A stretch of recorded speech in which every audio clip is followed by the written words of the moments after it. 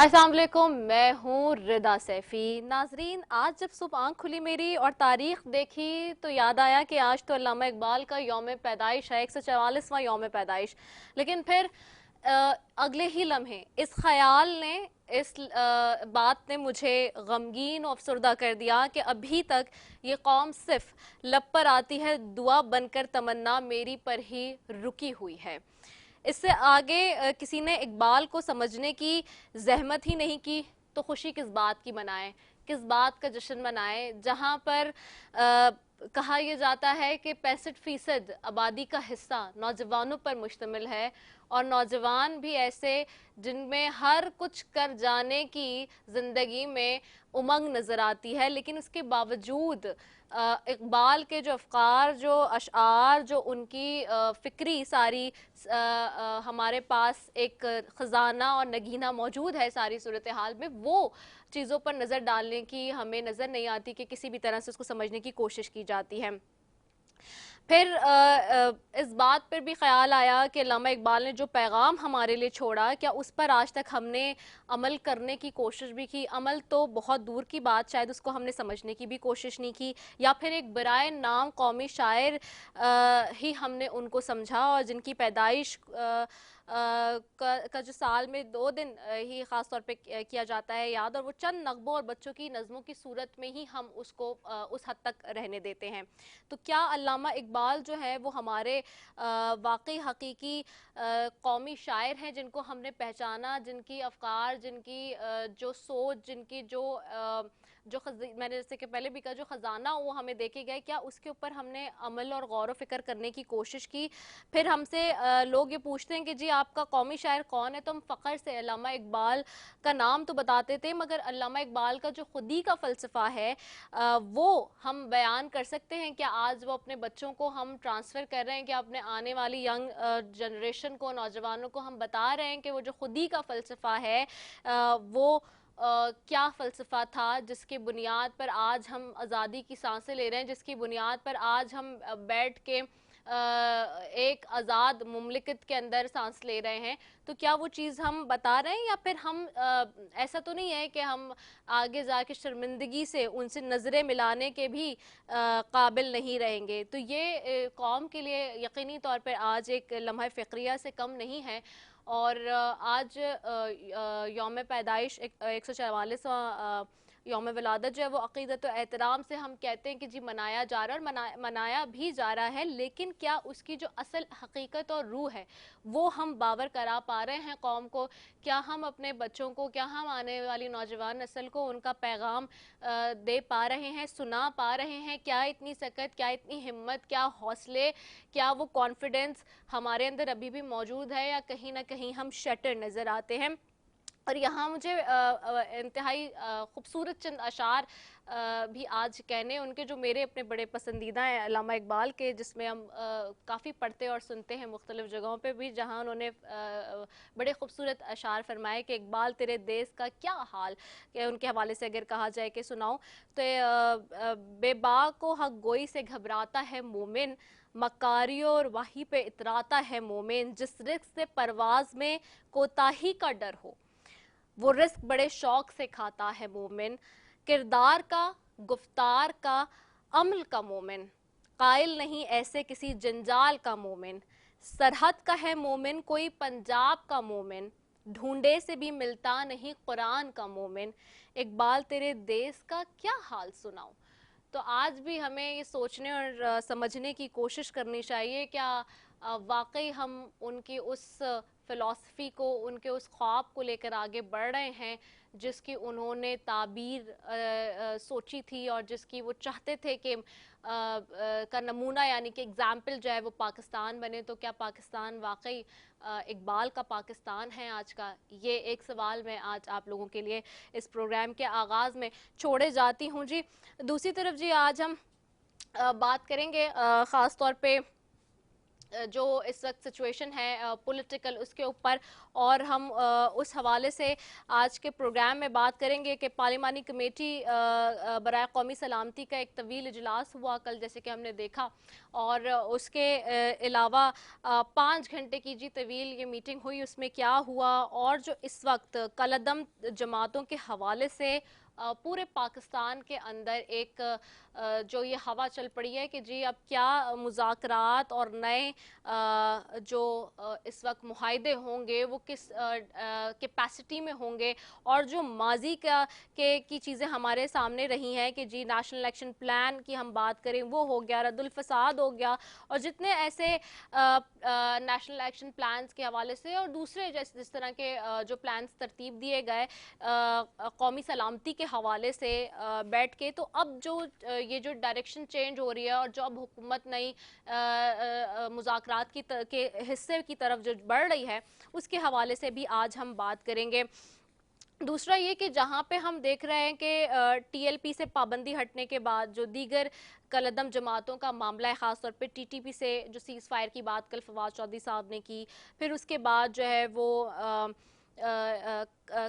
कलअदम से सहाबा ने जिस तरह से पाबंदी हटाने का मुतालबा कर दिया है, फिर एमक्यूएम ने अपना एक मुतालबा रख दिया कल सामने, तो ये वो जो सारे इश्यूज़ हैं इसके ऊपर आज हम डिटेलन बात करेंगे। फिर पार्लियामेंट का मुश्तरका इजलास बुलाया जा रहा है परसों, उसमें क्या फ़ैसले होने जा रहे हैं, क्या चीज़ें जो है वो इस वक्त हम देख रहे हैं कि होंगी, इस सारी सिचुएशन पे आज बात करेंगे। मेरे बड़े अच्छे जी मोज़ेज़ पैनलिस्ट मेरे साथ मौजूद हैं। सबसे पहले जी जाती हूँ, मुझे ज्वाइन किया हुआ senator lieutenant general retired Abdul Qayyum साहब ने, मुस्लिम लीग नून से उनका ताल्लुक है, उनको खुशामदीद कहती हूँ। Thank you so very much Qayyum साहब फॉर ज्वाइनिंग अस। साथ ही मुझे ज्वाइन कर रहे हैं एजाजुल हक साहब हैं, सरबराह मुस्लिम लीग ज़िया के, उनको भी खुशामदीद कहती हूँ। बहुत शुक्रिया एजाजुल हक साहब, thank you so very much for joining us.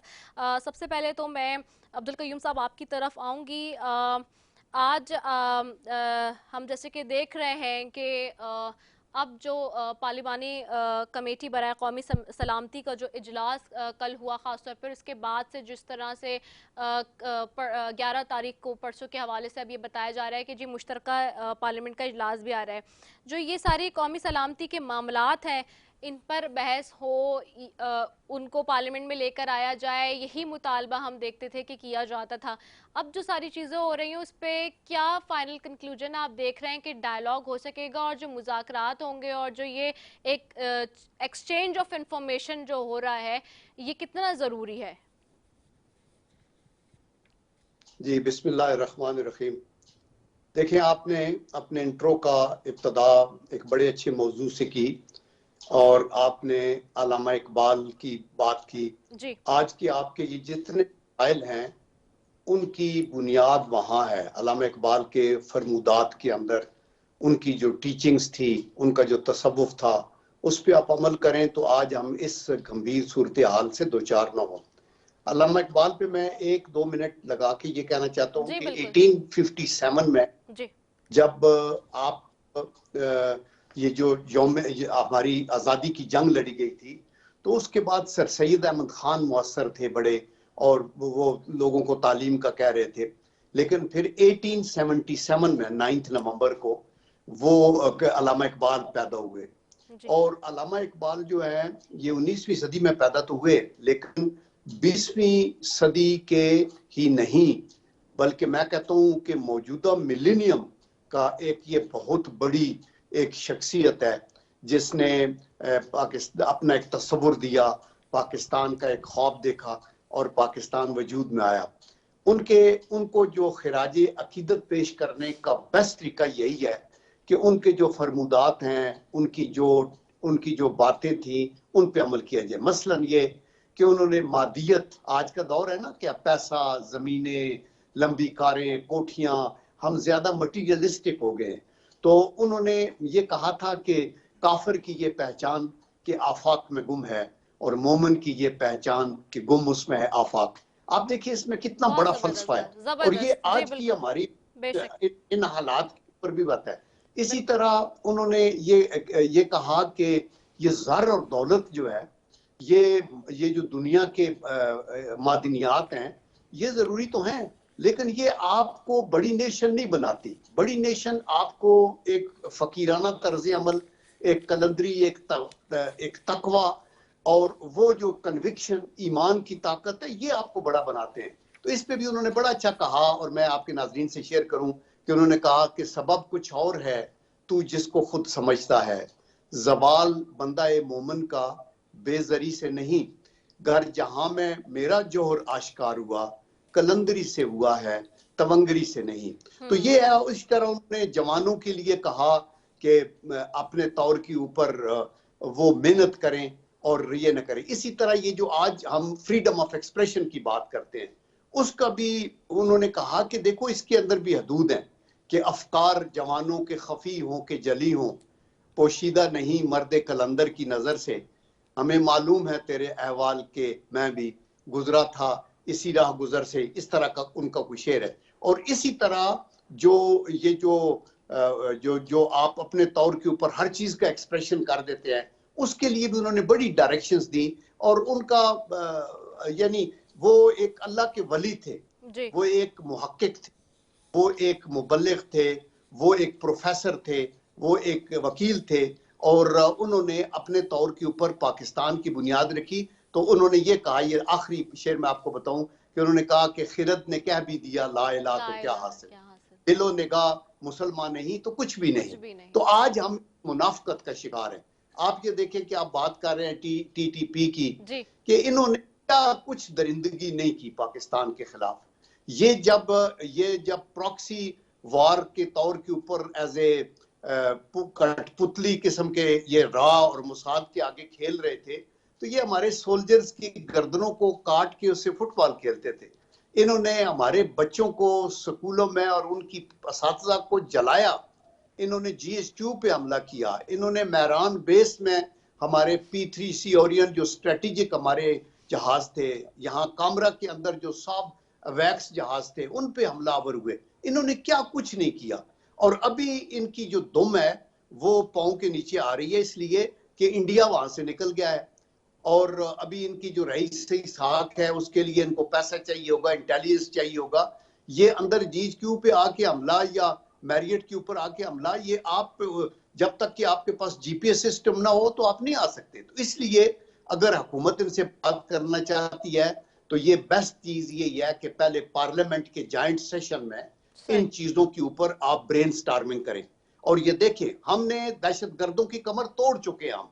ये आपको पता ही होगा कि पिछली हुकूमत को 3 बड़े चैलेंज थे। एक लोड शेडिंग था, एक ये दहशतगर्दी का जो मसला था ये था, और इसी तरह आपके गैस के लंबी लंबी 2-2, 3-3 किलोमीटर की लाइनें लगी होती थी गैस स्टेशनों के ऊपर, और उसको उन्होंने हल किया। एनर्जी का मसला था, उसको हल किया।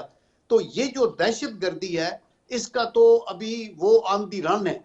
तो इसलिए मेरे ख्याल में हुकूमत को मैं ये एडवाइस करूंगा, पार्लियामेंट में भी आई एम श्योर विजडम आएगी, कि इनको कैरेट एंड स्टिक, हम ये कहते हैं एंगेज करने में हर्ज कोई नहीं है, लेकिन लेकिन इनसे बात जरूर की जाए, लेकिन पाकिस्तान के आईन कानून के मुताबिक ये चले। और जिन लोगों के हाथ खून से रंगे हुए हैं और जिन लोगों के ऊपर ये चार्जेस हैं कि उन्होंने बच्चों को जलाया, वो बच्चों के पेरेंट्स, में पीछे गया था पिशावर और मिला था, वो ख्वातीन अभी भी पता लगता है वो नफ्सियाती मरीज बनी हुई हैं। वो रो रही थी मेरे सामने भी, क्या किया आप लोगों ने आज, क्या जुडिशरी ने क्या किया। और एक जो लड़का मैट्रिक में था उसको जला दिया, और उसकी छोटी बहन ने अभी उसने FA में बहुत नंबर लिए हैं, पूरे तकरीबन 9 लाख लोगों में टॉप किया है।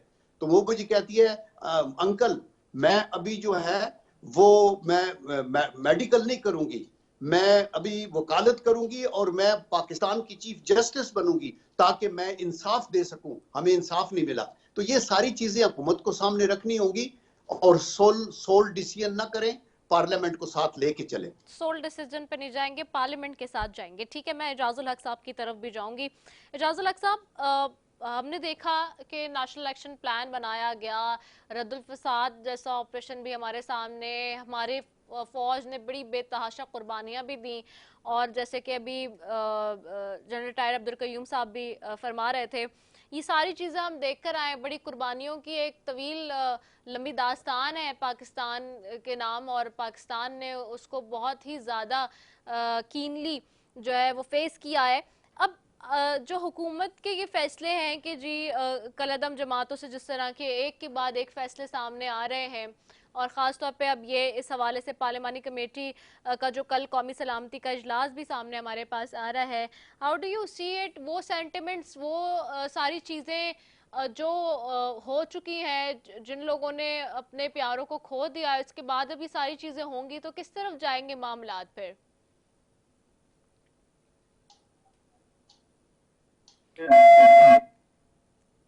इकबाल की फिलॉसफी भी और मौजूदा सूरत हाल भी बता दी। और आपने जो अपने इंट्रो में कहा था कि इकबाल तेरे देश का क्या हाल बना है जी, तो आज यही हालात हैं कि किसी को कुछ पता नहीं कि क्या हो रहा है।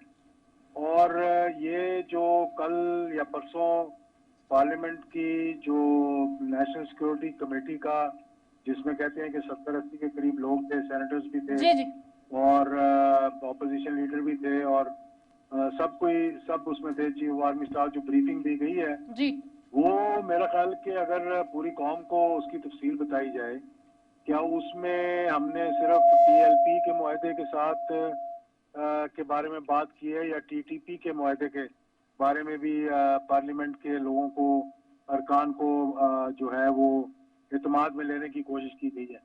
बात यह है, जल साहब कह रहे हैं कि पार्लियामेंट में ये डिस्कस करना चाहिए। आज तक पार्लियामेंट में कौन सी ऐसा इशू है, कौमी इशू, जिसको हमने पार्लियामेंट के अंदर डिस्कस किया हो, या जिस पे कोई मुश्तरका लाए अमल हमारा बना हो। मौजूदा हुकूमत ने तो माजी में आपने देखा कि जो नेशनल एक्शन प्लान जिसके बारे में आपने जिक्र किया जी, कम से कम एपीएस स्कूल पे हमले के बाद कौम को थोड़ा सा, पार्लियामेंटेरियंस को, पॉलिटिकल पार्टीज को, सारे स्टेक होल्डर्स को थोड़ा सा एहसास हुआ, तो सब एक मेज पर बैठकर एक पेज पर आए और एक नेशनल एक्शन प्लान जो है वो बनकर उसको इम्प्लीमेंट करने की कोशिश की गई। पिछले 3 सालों में मौजूदा हुकूमत ने कोई एक कौमी इशू पे भी किसी को पार्लियामेंट के अंदर या बाहर जो है वो इत्मीनान में नहीं लिया। तो फैसले कहाँ पर हो रहे हैं हमें मालूम नहीं है। अब ये जो बड़ी खतरनाक और तशवीशनाक बात है कि अफगानिस्तान के अंदर मुआहदे हो रहे हैं और मौजूदा अफगान हुकूमत जो है वो सालसी का किरदार अदा कर रही है।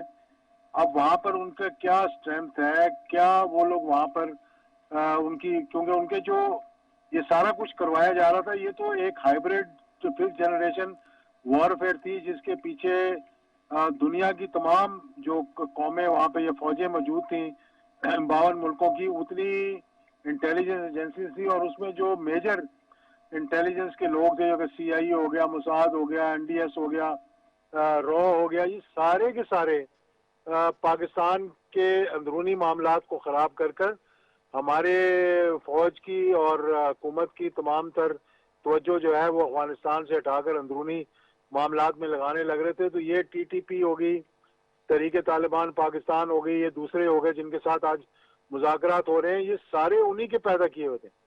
उनको सारे कम्युनिकेशन, उनको सिस्टम, उनको ट्रेनिंग, उनको पैसा, उनको असला सब वहां से दिया जा रहा था ताकि पाकिस्तान के अंदरूनी मामलात को खराब करवाया जाए। और जब हमने उसको कंट्रोल कर लिया और अब उनके जो सरपरस्त थे वहां से चले गए और वो बेयार और मददगार हो गए वहां पर, तो फिर अब इस स्टेज पर जाकर मुझे मालूम नहीं कि क्या उनकी वहां पर इनको क्या नजर आया है कि वो क्या रीग्रुप हो जाएंगे, क्या हो जाएगा। जबकि तालिबान ने भी ये कह दिया, अफगानिस्तान के तालिबान ने, कि हम अपनी सरजमीन किसी के खिलाफ इस्तेमाल नहीं होने दें। तो फिर या तो सरेंडर होता, अब मुझे मालूम नहीं क्या हो रहा है मुज़ाकरात के अंदर, क्या कुछ दो और कुछ लो ले रहे हैं, कैरेट एंड स्टिक हो रही है कि खाली कैरेट ही दी जा रही है। तो ये चीजें जो है इससे कौम को इत्मीनान में लेना चाहिए और ऐसे मामलात पैदा नहीं करनी चाहिए कि आगे जाकर फिर मुश्किलात का सामना करना पड़े। क्योंकि हमारी हुकूमतों की ये एक पॉलिसी होती है, जैसे कि माजी के अंदर हुआ, लाल मस्जिद का हुआ, उसको इतना डिले कर दिया कि आखिर गोली चलानी पड़ी। फिर टीएलपी के तहरीक लबैक पाकिस्तान के साथ गड़बड़ शुरू हो गई, एक मुआहदा, फिर दूसरा मुआहदा, फिर तीसरा मुआहदा, फिर चौथा, फिर पांचवा मुआहदा उनके साथ हुआ। मालूम नहीं ये कब तक चलेगा, अल्लाह करे कि ये चले अब आगे। और इन मुआहदों के अंदर भी कभी फैजाबाद पे ये मुआहदे हो रहे हैं, कभी गुजरात में हो रहे हैं, कभी वजीराबाद में हो रहे हैं, कभी लाहौर में हो रहे हैं। तो कौन कर रहा है, कैसे मुआहदे हो रहे हैं, उसकी तफसीलात क्या है, ये हमें किसी को मालूम ही नहीं है। तो बात यह है कि कौमी इश्यूज पे हुकूमतों को चाहिए और जितने स्टेक होल्डर हैं कि सबको एक पेज पे इकट्ठे होना चाहिए, कौमी पॉलिसीज बननी चाहिए और फिर मामलात को आगे लेके चलना चाहिए, क्योंकि ठीक इस है। वक्त मुल्क एक बड़े बुरहान से गुजर रहा है। हमारी इकोनॉमी की जो है वो बुरा हालत है, हमारा रुपया इतना डिवैल्यू हो गया है, IMF है, FATF है और महंगाई है इतनी ज्यादा, बेरोजगारी है कि लोग अब मतलब के तंग आ चुके हैं इन तमाम ठीक मामलात से। ठीक है। और ये ना हो कि मामलात हुकूमत के हाथ से भी निकल जाएं और दूसरों के हाथ से भी निकल जाएं जो समझते हैं कि शायद हालात को हम कंट्रोल कर लेंगे, तो फिर ये किसी तीसरी तरफ को ये मामलात चले जाएंगे जो कि मैं समझता हूँ मुल्क के लिए और जमहूरियत के लिए बेहतर नहीं होगा। सही है, ठीक है। मैं आपकी तरफ आती हूँ जी अब्दुल कयूम साहब। अब ये बताएं सर, अब जो पार्लिमानी कमेटी का जो इजलास हुआ ख़ास तौर पे, ठीक है, और सेनेट और कौमी असम्बली के अरकान हेलो उस जी जी जाजुल हक साहब, आपसे बात मुकम्मल होगी। मैं अब्दुल कयूम साहब की तरफ जा रही हूँ। जी अब्दुल कयूम साहब, आपको आवाज़ आ रही है मेरी? जी आ रही जी जी। आवाज। अच्छा अब्दुल कयूम साहब, जैसे कि अब हमने देखा है कि ये जो इजलास हुआ ख़ास तौर पे सेनेट और कौमी असम्बली के अरकान पर मुश्तमिल कौमी सलामती की पार्लिमानी कमेटी का, जैसे कि अभी उसका भी जिक्र हमने हुआ, अब उसमें जो ब्रीफिंग हुई है और फिर वहाँ पे जो मुज़ाकरात पर बहस हुई TTP के साथ ख़ास तौर पे और TLP के मुआहिदे के हवाले से जो ब्रीफिंग हुई, फिर MQM ने जिस तरह से अपना मामला उठाया है, अब थोड़ा सा अगर हम नेशनल एक्शन प्लान पे पीछे चले जाते हैं, जो 20 निकात जाहिर जाता है आपको भी याद होंगे और सबको ने पूरी कौम ने वो देखे, और जब सारी चीज़ें सामने आई और उस हवाले से जब हमने देखा कि जी चीज़ों को किस तरह से कहा गया, जिसमें बहुत सारे, मैं दोबारा से उन पॉइंट्स को नहीं दोहराना चाहती, हम उस पे चले जाएं। और अब जो ये अचानक से जो जिस तरह के मुज़ाकरात और मुआहिदे शुरू हो गए हैं, तो आपको नहीं लगता जैसे नेशनल एक्शन प्लान सबकी रजामंदी के साथ एक पेज पे टेबल होके बैठ के जब किया गया, तो अब इस उसके हवाले से भी इन टर्म ऑफ दैट उसको रिस्पेक्टिव रखते हुए चाहिए कि जी आप उसको, जो अब पॉलिसी मेकर्स जिस तरफ जाना चाह रहे हैं बनाने के लिए, कि उसको भी पब्लिश करें जो मुआहिदा TLP से हुआ। अब जैसे ऑपोजिशन जमातें कहती रही कि जी वो आप पब्लिश करें, अभी तक उस मुआहिदे को डिले किया जा रहा है सामने लाने से, तो ये मजीद एक कियोस की सी हवा क्रिएट हो रही है। ये जो इशू है इस हवाले से कि जी हमें अभी तक ऑपोजिशन भी कह रही है और पूरे मुल्क में लोग सवाल करें, मीडिया भी पूछ रहा है, सब पूछ रहे हैं कि जी एतमाद में लिया जाए या बताया जाए, जाहिर किया जाए, तो आपको नहीं लगता कि ये जाहिर करना चाहिए? अब बहुत मतलब इसमें डिले या ये चीज लाए जा रहे हैं? जी ठीक है, देखें, ये जो आर्मी पब्लिक स्कूल पे हमला हुआ था ना, तो जी उसके बाद मियां नवाज शरीफ ने सारी पार्टियों को बुलाया, बशमूल इमरान खान साहब, जो कि उनके साथ टॉकिंग टर्म्स पे भी नहीं थे और शायद उस वक्त भी हाथ लाना पसंद नहीं करते। लेकिन उस वक्त के प्राइम मिनिस्टर ने ये मौजू समझा कि पार्लियामेंट के अंदर भी बाहर भी जितने लोग हैं, आर्म फोर्सेस की क्यादत भी, और बैठ के एक मुश्तरका फैसला हुआ, कमेटीज बनी। फिर वो पीपल पार्टी की हुकूमत थी सिंध में, लेकिन प्राइम मिनिस्टर वहां जाते थे और वहां जाके वहां chief minister, governor, core commander, IG, DG rangers coordination करते थे। आज ना अनफॉर्चुनेटली, मैं बाखुदा मैं अपने तौर पे बड़ी सिंसेरिटी से कह रहा हूँ, आज हुकूमत नाम की कोई चीज नहीं है मुल्क के अंदर। अभी आप यही सोचें कि ये जो कौमी सलामती का ये कमेटी का इजलास हुआ है, जी इसमें कितने सीरियस इश्यूज हैं, जिसमें लीडर ऑफ द अपोजिशन मौजूद है, पार्टियों के senator, chief of army staff, DG/ISI, but the man who should be in the forefront, वो कहते हैं ना, uneasy lies the head which wears the crown, यानी आपके सर पे leader of the house is not there. मतलब है कि प्राइम मिनिस्टर को ठीक है अलग ISI ने को ब्रीफिंग भी दी होगी, उनको पता भी होगा, लेकिन जब ऐसे मजमे में आप बैठते हैं तो यू आर नॉट कीन के मुझे फौज वालों ने क्या बताया, you are keen to listen to the public representatives, इनके तहफुजात क्या हैं, इनके क्वेश्चन किस नौयत के थे, उसकी रिस्पांस सिक्योरिटी के एस्टेब्लिशमेंट के लोगों ने क्या दी, आपने उसमें क्या कंट्रीब्यूट किया, उनकी रिकमेंडेशंस क्या हैं, इन रिकमेंडेशंस को, and then you make a plan and then you give out the directions. उसमें प्राइम मिनिस्टर खुद मौजूद ही नहीं थे। तो आइंदा भी मैं ये समझता हूँ कि जॉइंट सेशन हो, उसके अंदर प्राइम मिनिस्टर भी आए, सुने। जैसे देखिए यमन की सिचुएशन डेवलप हुई थी, तो हम सारे, हमारा सऊदी अरेबिया का हमारा चोली दामन का साथ है। मैं खुद उनकी फौज के अंदर 2 साल 85 से 87 तक खमीस मशीद में रहा, उनके साथ हमारे बड़े थिक रिलेशनशिप है। बट येट ये समझा गया कलेक्टिवली कि पाकिस्तानी फौज का किसी कॉन्फ्लिक्ट में out of Saudi Arabia involve होना ठीक नहीं है। तो दैट इज द रीजन हमने अपनी रिकमेंडेशंस दी, और इससे प्राइम मिनिस्टर के कंधों पे भी बोझ कम हो जाता है, बिकॉज देन सारे लोग आपके साथ मिलते हैं। तो नेशनल एक्शन प्लान के बहुत से, उसमें ये हेट स्पीचेस की बात थी, उसके अंदर ये फ्रंट, ये जो है मदारिस की बंद करने की बात थी, जी बहुत से बिल्कुल। जो गलत इस्तेमाल।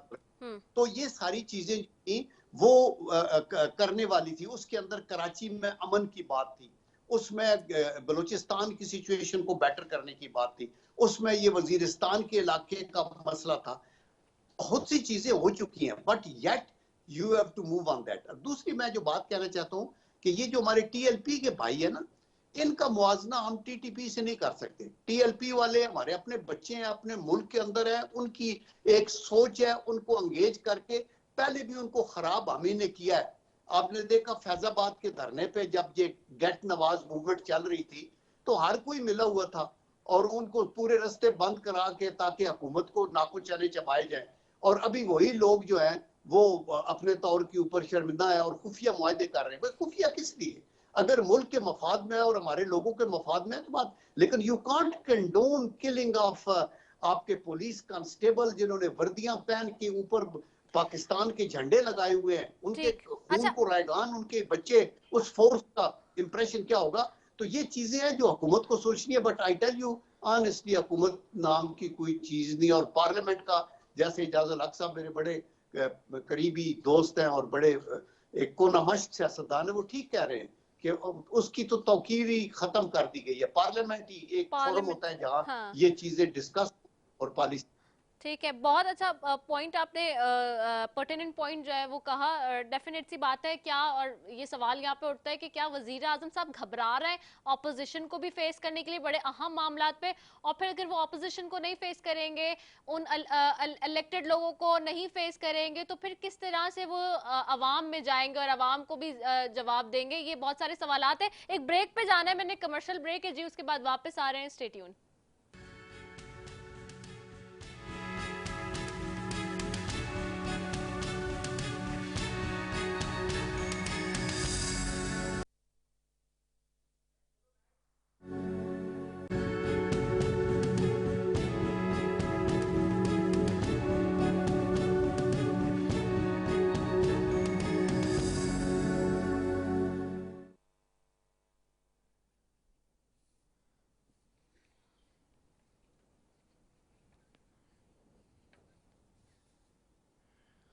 वेलकम बैक नाजरीन। और बात हो रही है, आज हम कर रहे हैं ख़ास तौर पे जो मुल्क की सलामती मामला, कौमी और सलामती इशूज़ हैं, उस हवाले से भी गुफ्तगू हो रही है। और फिर अब जो 11 नवंबर को, यानी कि परसों जुमरात वाले दिन, जो दीगर पार्लियामेंट के अंदर जो मामलात हैं, कलभूषण ख़ास तौर पे यादव के हवाले से, और जो कानून साजी के लिए मुश्तरका इजलास तलब किया गया है, उस पर भी हम बात करेंगे।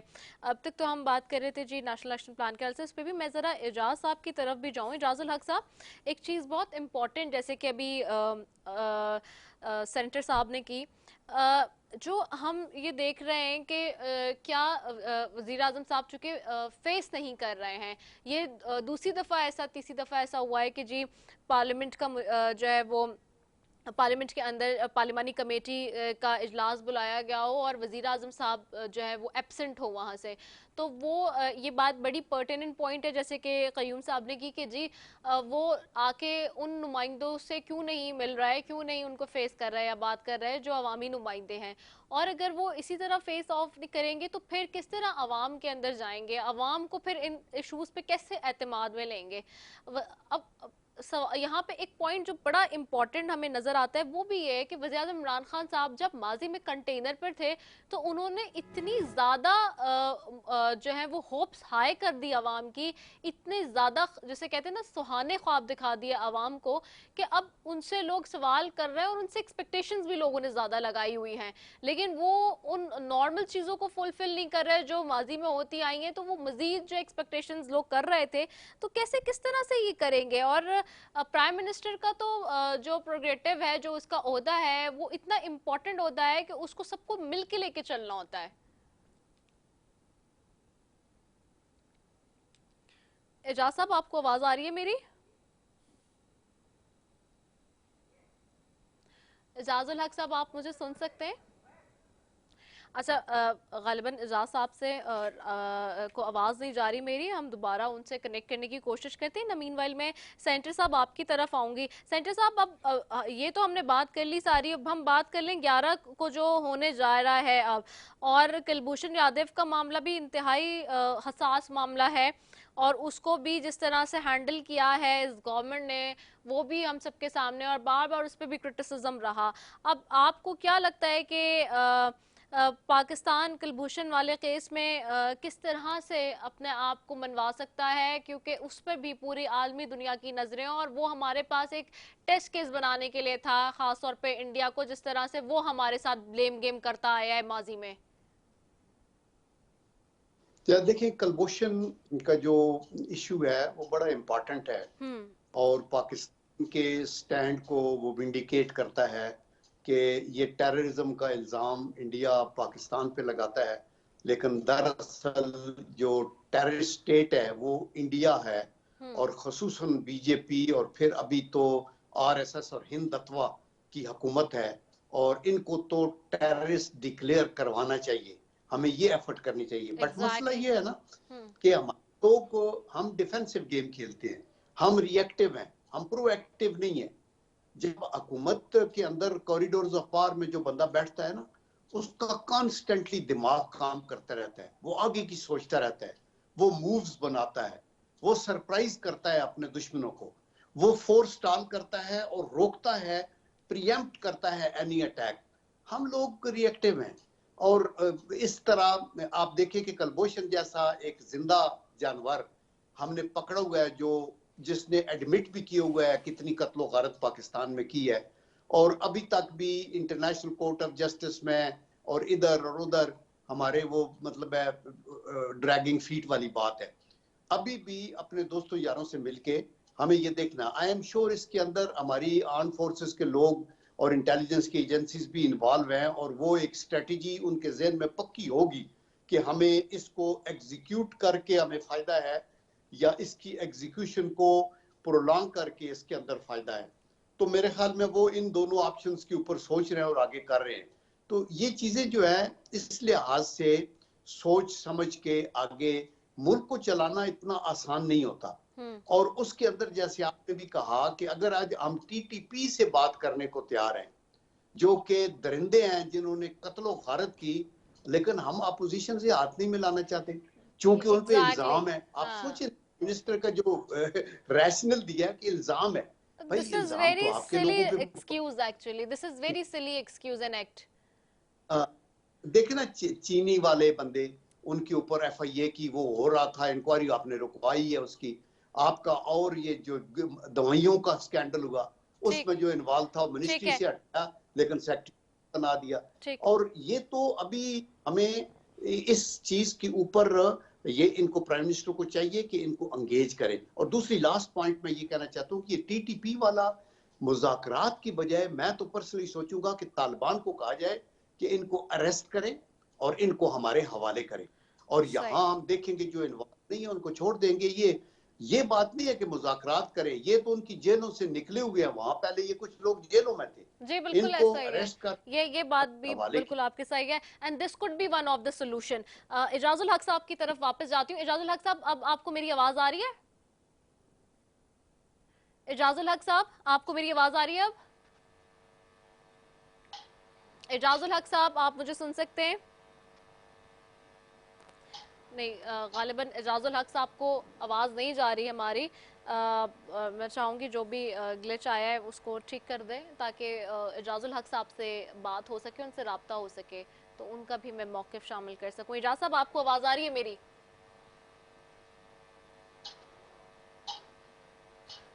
नहीं, एजाज साहब को आवाज़ नहीं जा रही है। चले, मैं इन मीन वाइल वापस कयूम साहब की तरफ ही जाऊंगी। अच्छा कयूम साहब, ये बात आपने बहुत अच्छी की, और it could be one of the solution के इसको हम इस तरह से भी कर सकते हैं कि जी देखा जाए कि जो आपने कहा कि तालिबान के हवाले से भी कि वो अरेस्ट करके लाया जा सकता है। दूसरी तरफ एक चीज़ और भी बहुत इंपॉर्टेंट है ना कि अब जैसे कि ऑपोजिशन ये बात कर रही है कि जी हम, सॉरी आवाज नहीं आ रही मुझे।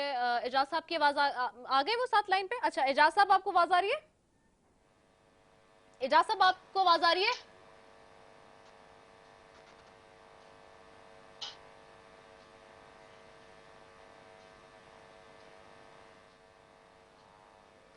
अच्छा चले, ठीक है, इस जो भी ग्लिच है उसको दुरुस्त करके हम वापस आते हैं।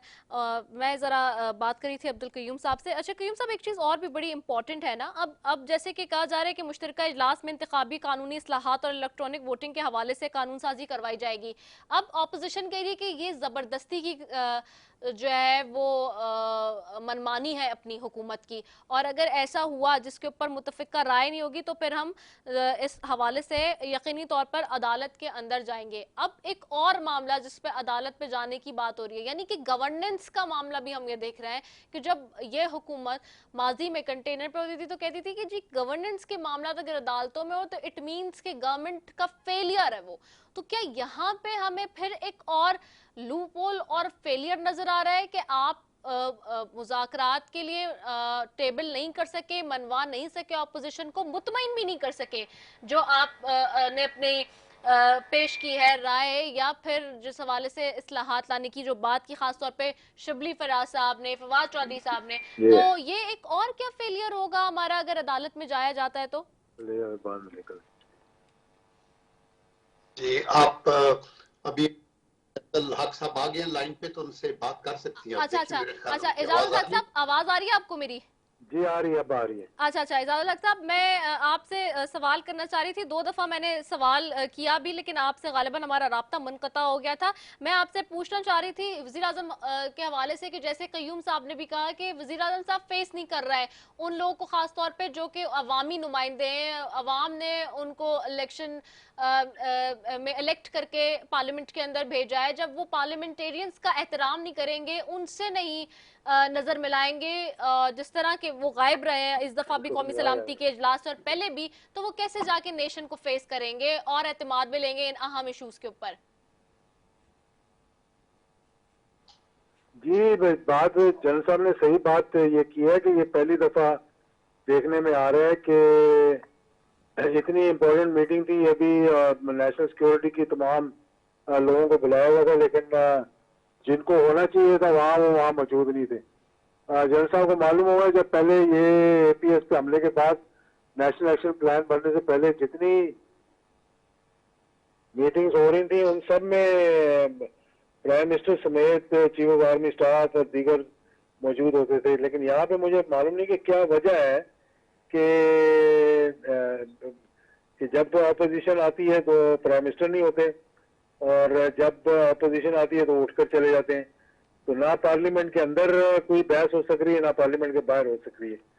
तो इस तमाम मामले में मैं समझता हूँ कि ये जो स्टेक होल्डर्स हैं जब ये जाते हैं वहाँ मीटिंग के लिए, खासतौर पे आर्मी चीफ हो गए या दूसरे लोग हो गए, तो उनको इंश्योर करना चाहिए कि हुकूमत भी वहाँ और हुकूमत के सरबराह भी वहाँ पे मौजूद हों, ताकि अगर वो कोई डिसीजन मेकिंग करनी है वहाँ पे, अगर मुश्तरका कोई लायामल बनाना है तो सब वहाँ पे मौजूद होना चाहिए था उनको।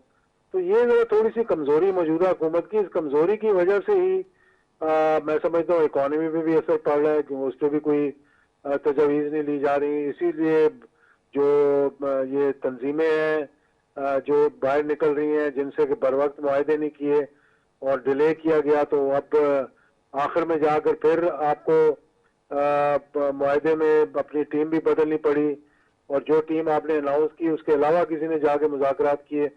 तो ये चीज़ें जब तक आप ठीक नहीं करेंगे, ये डेमोक्रेसी जो है सही मानों में जमहूरियत फिर इस तरह से नहीं चल सकती कि वन वे रोड पे आप जाएं, आपको दोनों सड़कें खोलनी पड़ती हैं, आपको अपोजिशन को इत्तेमाद में लेना पड़ता है पार्लियामेंट के अंदर। मतलब ऊपर नीचे तो होता रहता है, लड़ाइयाँ भी हो जाती हैं कई दफा बहुत सी पार्लियामेंट्स के अंदर, जापान के अंदर, टर्की के अंदर, सेंट्रल एशिया के अंदर। हमारे यहाँ भी बहुत नारेबाजी भी होती रही है और दूसरी चीजें भी होती रही हैं, लेकिन आप एक मुतफिका लाएमल बनाने के लिए आपको ये तमाम मामलात करने पड़ते हैं। ठीक है। Central lieutenant general Abdul Qayyum साहब, आपकी तरफ आऊंगी। सर, सवाल तो मैं आपसे कर ही चुकी थी, मैं चाहूंगी इसका जवाब आप दे दें। देखिए, मुझे अभी आपका सवाल भूल गया, अभी आप दोबारा बताएं कि क्या कह रही थी। अच्छा, मैं सवाल दोहरा देती हूँ। मैंने आपसे इसी हवाले से पूछा था खास तौर पे कि अब तो ये चीजें तो हमारे सामने है, जैसे कुलभूषण के हवाले से मैंने आपसे सवाल किया था टेबल के जी।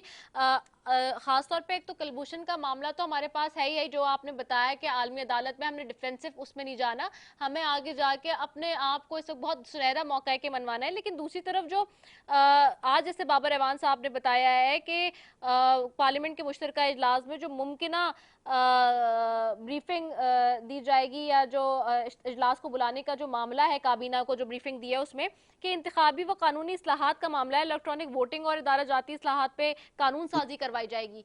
तो ये ऑपोजिशन जी समझ गया आपकी बात। जी जी जी आपने पहले यही बात जी बताई जी अदालतों में जो जा रहा है मामला जी। अगर ये हुकूमत में जरा भी सेंस हो ना, तो इनको ये पता, और अगर ये समझते हैं कि ये इलेक्ट्रॉनिक वोटिंग मशीन का या इलेक्ट्रल रिफॉर्म्स के मसाइल जो हैं ये मुल्क के मफाद में हैं और ये लॉन्ग टर्म चलने चाहिए और पोस्टेरिटी भी इससे फायदा उठाए, तो फिर इनको इस तरीके से करने चाहिए ताकि कंसेंसस डेवलप हो। अगर आप बुलडोज करेंगे तो अगली हुकूमत आएगी तो फिर वो उसको आगे पीछे करेगी, तो आपके अंदर वो नहीं। आप देखिए कि जुल्फकार अली भुट्टो ने जब 1973 का कॉन्स्टिट्यूशन की बात आई थी, तो ये वली ग्रुप एंड ऑल ये बिल्कुल एंटेगोनाइज थे, जेलों में थे, लेकिन उनको भी बुला बुलू के सारों को इकट्ठा करके तो अपने तौर पे एक कंसेंसस किया 1973 के कॉन्स्टिट्यूशन का। तो हुकूमत के अंदर वो बसीरत नहीं है ना कि ये बात को समझें कि जी आप इनको राम करके लेके आए और उनकी बात भी सुने। जैसे आप नुमाइंदे हैं पब्लिक के, ऐसे ही वो भी नुमाइंदे हैं पब्लिक की, और वो भी उनकी कई सजेशंस बहुत अच्छी होंगी, कई चीजों पे आप एग्री टू डिसएग्री, और जिसकी मेजॉरिटी होती है वो फैसला करता है। बट लेकिन आप सारों की बात सुनते हैं और उसमें से कई विजडम की बातें निकलती हैं। तो ये मेरे ख्याल में हुकूमत का जो रवैया है ना, ये ठीक नहीं है। दूसरा, जब ये प्राइम मिनिस्टर कहते हैं ना कि ये कोर्ट में आप लोग जाएंगे, ऑपोजिशन कोर्ट में जाएगी सर, तो फिर क्या होगा? फिर तो वो अगेन फेलियर आ गया ना, मतलब गवर्नेंस का जो ये कहते थे। जी जी जी फिर फेलियर है। देखिए वो उधर चली जाएगी, इसका मतलब है आप वोटिंग पे मुतमईन नहीं है, और ईसीपी भी मुतमईन नहीं है ना, वो भी कह चुका है, अपना मौकिफ दे चुका है ऑलरेडी। देखिए, और इलेक्शन जो है वो इस गवर्नमेंट को नहीं पता कि इन्होंने नहीं कराना। इलेक्शन कराने के लिए एक इंटरम गवर्नमेंट होगी, एक सेटअप होगा, और उसके अंदर तो फिर एक ऐसा निजाम लाए ना जिसमें, और इलेक्शन सिर्फ तहरीक इंसाफ का नहीं होना, बाकी भी जमातें 10-11 पूरा पाकिस्तान ने वोट देना है, तो सबका एक कंसेंसस हो कि उसकी बेहतरी की तरफ जाए। और ये जो ईवीएम है, ये आप देखें कि 200 ममालिक में से 180 के पास नहीं है, ये 15-20 के पास है, और उनमें भी ये जर्मनी, फ्रांस, बरतानिया, इन्होंने की छोड़ा है कि जी इसके अंदर खतरात मौजूद है।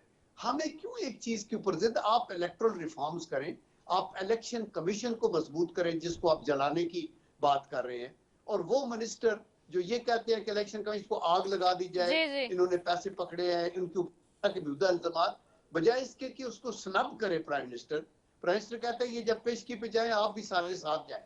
मतलब है कि आप अनड्यूली एक ये तो हुल्लड़बाजी है ना कि आप जाके प्रेशराइज करना चाहते हैं इलेक्शन कमीशन को, जो आईनी एक वो पोस्ट है। आई थिंक ये आप एक मतलब है मैट्रिकुलेशन के लड़के से भी पूछे तो वो भी ये रवैया नहीं रखेगा जो हमारे मुल्क में चीफ एग्जीक्यूटिव ने रखा हुआ है। इनको बताते ही कोई नहीं है, यानी खुद उनको समझ आया नहीं, लेकिन जो एडवाइस करने वाले भी देखते हैं उनको किस चीज पे खुशी होगी, वो सब डट जाते हैं, हम छोड़ते नहीं है, हम अंदर तुमने सारा ये मतलब है, ये चीजें जो है ये ऐसे मुल्क नहीं चलता।